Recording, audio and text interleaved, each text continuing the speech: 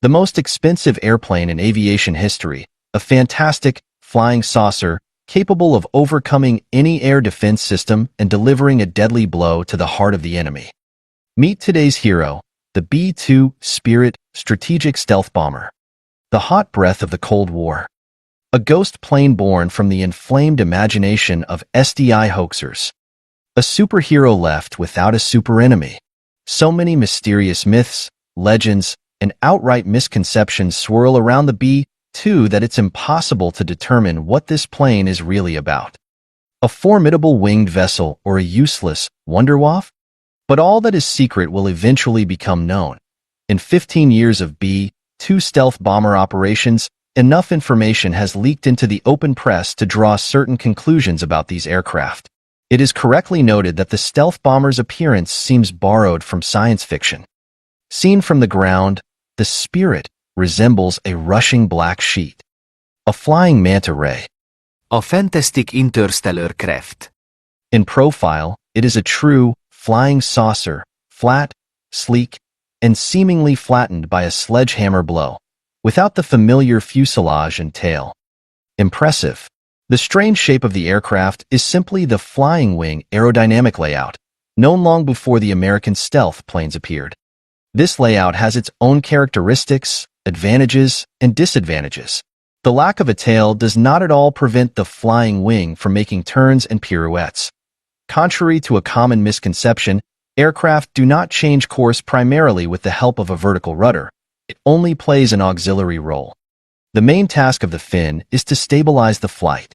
The turn is always performed by banking the aircraft. In this case, the lift on the lower wing decreases, and on the upper wing it increases, resulting in the upper wing swinging the aircraft in the desired direction.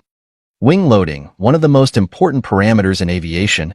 The lower the kg per square meter of surface, the easier it is for the wing to turn the aircraft. Accordingly, maneuverability is improved. The flying wing is great at doing pirouettes, but has no stability on course. The lack of a vertical fin makes itself felt. Controlling the B-2 would be impossible without the use of automation and an electronic flight control system. Numerous sensors constantly monitor the aircraft's position in space and output corrective impulses to the wing mechanization elements every second. It is fair to say that few modern aircraft can be manually piloted.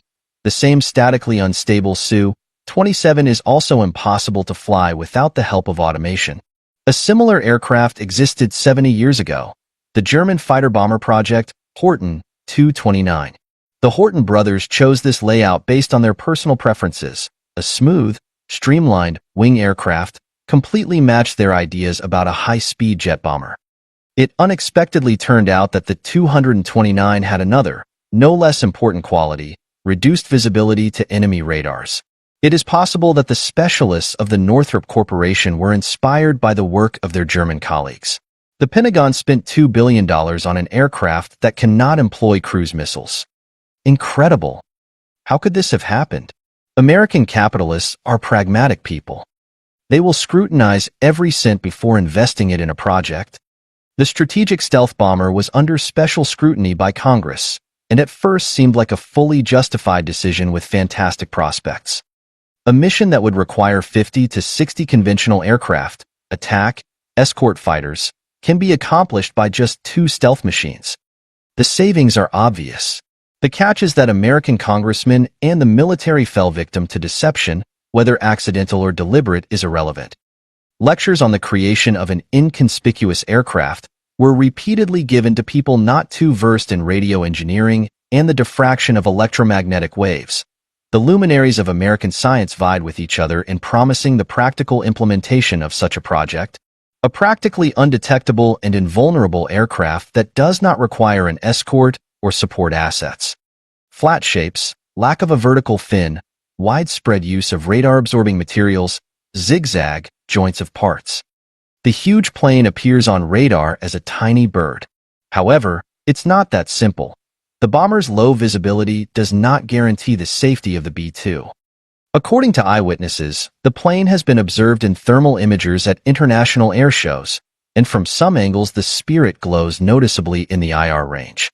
Finally, the pilot of an enemy fighter can visually detect the Spirit, in this case, the helpless bomber is doomed. The risk of being detected, and therefore destroyed, remains high. No one in their right mind would send a B-2 Spirit alone into the engagement zone of S-300 SAMs or enemy fighters. Even where the resistance of the Air Force and air defense of the adversary is minimized, Afghanistan, Libya, regular F-16s do just fine. The superhero is too bored in such conditions. The U.S. Air Force received a conventional bomb carrier at an inflated price. No doubt, this is a serious aircraft capable of carrying 8,227 kilograms bombs on board and making a combat sortie from Whiteman Air Force Base in Missouri to Afghanistan and back, with a duration of 50 hours, including air-to-air refueling. If one disregards its debatable low visibility and incredible cost, the B-2 is not inferior to its legendary predecessor, the B-52 Stratofortress. The operating costs of the stealth bomber are much higher than any of the listed machines. The B-2 can only be based in a special hangar with an artificially maintained microclimate. Otherwise, ultraviolet radiation will damage the aircraft's radar-absorbing coating. There are not many airfields on Earth where long-term B-2 deployment is possible. According to official data, the appropriate infrastructure exists only at the Whiteman, U.S. territory, Anderson, Guam, Pacific Ocean, and Diego Garcia, Chagos Archipelago, 500 miles south of the Seychelles, Indian Ocean, air bases. The most intriguing point. The maximum combat load of the stealth bomber reaches 23 tons. After modernization, an increase to 27 tons is expected. However, bombs cannot be poured into the bomb bay like concrete. In practice, the real combat load of the B-2 is within 18 tons. Regarding the comparison of the B-2 with its contemporary, the supersonic strategic bomber B-1B Lancer, there is no doubt. The Lancer looks more preferable. The B-1B has almost twice the combat load, 30-plus tons in internal bomb bays, not counting external weapon stations, can reach supersonic speeds, and has the ability to carry additional targeting equipment, Sniper XR pods for high-altitude bombing. The Lancer design also widely employs stealth technologies, while the B-1B costs 5 times less. The history of the B-2 bomber is a story of how not to make aircraft. Despite some propaganda role, testing of new technologies, and limited participation in military conflicts, these spirits have done more damage to the U.S. budget than the Pentagon's opponents. The aircraft turned out to be exceptionally expensive. The cost of each of the 21 built exceeded $2 billion in 1997 prices, and ineffective in the conditions of modern local conflicts. In the 60s of the last century, residents of American megacities repeatedly appealed to the city administration with complaints about strange phenomena occurring in the sky. In completely cloudless weather, thunder would suddenly sound in the sky and, rapidly subsiding, disappear without a trace. Time passed. The mysterious thunder continued to periodically frighten ordinary Americans. Finally, on July 10, 1967, after sporadic complaints turned into mass discontent, the U.S. Air Force made an official statement saying that the strange thunder appeared as a result of flights of the Lockheed SR-71 supersonic strategic reconnaissance aircraft. The story continued with several dozen lawsuits by American citizens, in which they demanded the Air Force to compensate for the damage caused by the flights. The amount that the military had to pay according to the court decision amounted to $35,000. However, in the 30-year history of the fastest and one of the most expensive in operation military aircraft, SR-71 is a small drop in the sea of victories and defeats. The first flight of the Blackbird, or Blackbird, as the U.S. military nicknamed the SR-71 for its appearance, took place on December 22, 1964. The new supersonic reconnaissance aircraft was intended for use by the U.S. Air Force, which at that time had no worthy rival to the new generation A-12 supersonic reconnaissance aircraft in service with the CIA. At that time, the A-12 was the fastest aircraft in the world, about 3,300 kilometers/h, and had one of the highest ceilings of maximum altitude, 28.5 kilometri. Initially, the CIA planned to use the A-12 for reconnaissance over the territory of the Soviet Union and Cuba. However, plans had to be changed due to the event that occurred on May 1, 1960, when the predecessor of the Titan Goose, as the A-12 was called, U-2 was shot down by a Soviet anti-aircraft missile system.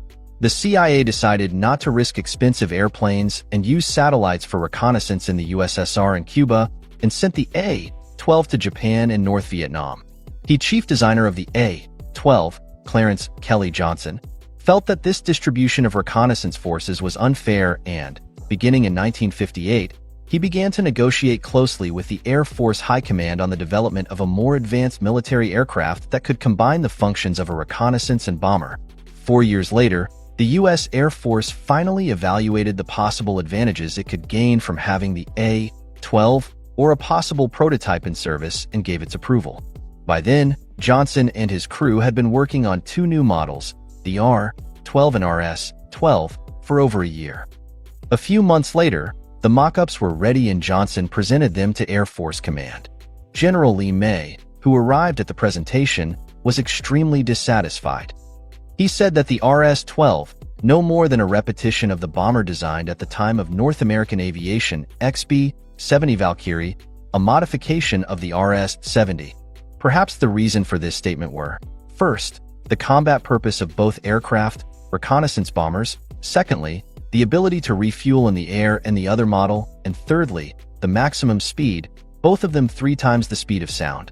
In all other respects, neither in size, shape, nor technical characteristics the airplanes are completely dissimilar. Johnson was unable to change General May's mind. Moreover, the dispute became so serious that U.S. Secretary of Defense Robert McNamara had to intervene. Without taking sides, he simply ordered to stop the development of both aircraft. If Johnson had been replaced by someone else, then perhaps the projects would have remained just projects. However, about him quite rightly once said Hal Hibbard, Johnson's supervisor and head of the project to create the first aircraft, Stealth F-117. That damn Swede literally sees the air. Perhaps now Johnson saw the air better than before and therefore decided to use his last chance. He simply changed the RS acronym from Reconnaissance Strike to Reconnaissance Strategic. Thus, having changed the combat purpose of his airplane, no one could accuse him of duplicating the Valkyrie, and he continued the development of the RS-12. He simply changed the RS acronym from Reconnaissance Strike to Reconnaissance Strategic.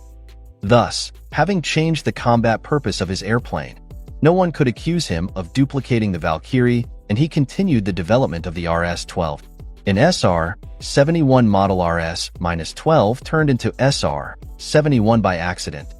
In his speech in July 1964, U.S. President Lyndon Johnson, speaking of the RS-12 airplane, mixed up the letters and pronounced SR-12. By the way, it was not the only blunder of the president in speeches concerning airplanes. In February of the same year, Johnson read instead of the abbreviation AMI, Advanced Manned Interceptor, the name A-11, which also later became the official name. The Index 71 Clarence Johnson took as an indication that his Scout model was the next step after the Valkyrie project. This is how the Lockheed SR-71 Blackbird came to be. The most important difference and unrivaled to-date advantage is the supersonic speed of the SR-71, 3,529 kilometers per hour. This figure is 3 times the speed of sound in air. The A-12 and YF-12 were losing to the Blackbird by more than 200 kilometers per hour. In this respect, Johnson's airplanes made a revolution. After all, the world's first supersonic airplane appeared in 1954, just 8 years before the A-12 or SR-71. The maximum speed it could reach was barely above the speed of sound, 1,390 kilometers per hour. In 1990, thanks to its speed, the Blackbirds avoided the usual conservation in museums and hangars of military bases, as NASA showed considerable interest in them, where several copies were transferred. The high speed not only solved the tasks set by Johnson, but also created many difficulties in the operation of the Blackbird. At a speed of Mach 3, Mach number equals 1 speed of sound, 1,390 kilometers per hour, friction against the air was so great that the titanium skin of the aircraft heated up to 300 degrees Celsius. However, Johnson solved this problem as well. Minimal cooling was provided by the black paint of the hull, made on a ferrite base. Ferrite is iron or an iron alloy. It had a dual function. Firstly, it dissipated the heat coming to the surface of the airplane, and secondly, it reduced the radar visibility of the airplane. In order to reduce the visibility of ferrite paint, was very often used in military aviation. The main conditioner in the SR-71 design was special JP-7 fuel, which was developed for the U.S. supersonic aviation. Thanks to its constant circulation from the fuel tanks, through the airplane's skin, to the engines, the Blackbird's body was constantly cooled, while the fuel had time to heat up to 320 degrees Celsius. However, the technical advantages of the JP-7 were little justified by its consumption. At cruising speed, the two engines of the Pratt & Whitney J58 Scout consumed about 600 kilograms per minute. On January 25, 1966, the first SR-71 crashed. The Scout was flying at an altitude of 24,390 meters at Mach 3, at which point the aircraft lost control due to an air intake control system failure. Pilot Bill Weaver successfully ejected despite the ejection seat remaining in the airplane. Johnson installed new ejection seats on the SR-71 that allowed pilots to safely leave the cockpit at an altitude of 30 meters and a speed of Mach 3. It may have been a fluke. He was simply thrown out of the cockpit by the air current. Weaver's partner Jim Sauer also managed to eject, but he did not survive. Bill Weaver did most of the testing of the Blackbird. It wasn't the only disaster for him, nor was it for his partners. On January 10, 1967, the SR-71 was undergoing high-speed runs on the runway. To make it more difficult, the runway had been wet beforehand to enhance the glide effect. Having landed on the runway at a speed of 370 kilometers per hour, pilot Art Peterson was unable to release the brake parachute. It should be noted that the SR-71 has a runway departure speed of 400 kilometers per hour. Of course, conventional brakes could not stop the Scout on a wet surface, and the SR-71 continued to move along the runway at the same speed. As soon as it entered the dry section of the track, all the tires of the landing gear burst from the high temperature. The bare landing gear discs began to shoot sparks, causing the magnesium alloy wheel bushings to catch fire. Considering that magnesium alloys ignite at temperatures between 400 degrees Celsius and 650 degrees Celsius, this was roughly the temperature in the landing gear area during braking. The airplane stopped only when it skidded across the runway and crashed nose down into the ground of a dried-up lake. Peterson survived, however, suffering numerous burns. The failure of the brake parachute was an isolated incident, but the magnesium bushings repeatedly caused the Blackbird to catch fire. In the end, the engineers replaced the magnesium alloy with aluminum.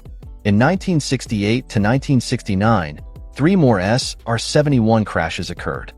The causes were failure of the electric generator, the battery, which could provide the airplane with 30 minutes of flight time, was not enough, engine fire and fuel tank fire after debris from wheel discs punctured it. The airplanes failed, and another serious drawback appeared on the surface of the project. Firstly, there was a catastrophic shortage of spare parts, and secondly, the repair of one airplane would have hit hard on the pocket of the U.S. Air Force. It is known that the cost of maintaining one squadron of SR-71s was equal to the cost of keeping 2 wings of tactical fighters in flying condition. This is about $28 million. Those Blackbirds that successfully passed flight tests were subjected to the most rigorous technical inspections. After landing, each flying unit underwent about 650 checks. In particular, 2 technicians spent several hours on post-flight checks of air intakes, engines, and bypass devices. Lockheed suffered heavy losses, both technical and human, during the testing that took place until 1970, when the SR-71 had already been in service for 4 years. However, military service for the Blackbirds was just beginning. The SR-71's primary reconnaissance locations were Vietnam, North Korea, the Middle East, Cuba, and still, despite warnings from Air Force commanders, the Soviet Union near the Kola Peninsula. When the Blackbirds began being sent to North Vietnam in 1968, it was in the midst of the Vietnam War between the north and south of the country, 1955 to 1975. From 1965 to 1973, there was a period of full-scale U.S. military intervention. For the SR-71, this was the largest military assignment. The Blackbirds were fitted with their own reconnaissance equipment. They were equipped with an automatic autonomous astro-inertial navigation system, which was guided by the stars, allowing to calculate the location of the aircraft without error even during the day. A similar navigation system was later used in the Soviet T-4 rocket bomber under design at that time. The SR-71 could check the exact compliance of the flight with the specified route with the help of an air data calculator and an onboard computer. In the reconnaissance process itself, the SR-71 could use several aerial cameras, a side-scan radar system, radar, and infrared-capable equipment, thermal imaging devices. A panoramic aerial camera was also located in the forward instrument compartment. Such reconnaissance equipment allowed the Blackbird for 1 hour of flight at an altitude of 24 kilometers to survey the territory of 155,000 kilometers too. This is slightly less than half of the territory of modern Vietnam. As for purely photographic equipment, for one flight the Scout shot several hundred ground objects. Thus, for example, in November 1970 in Vietnam, before the failed operation of the U.S. military Falling Rain to release prisoners from the Sun Tay camp, the Blackbird managed to photograph the place where the prisoners were supposedly held. At the end of the 80s, the first wave of the decision to remove the Blackbirds from the U.S. Air Force's inventory began.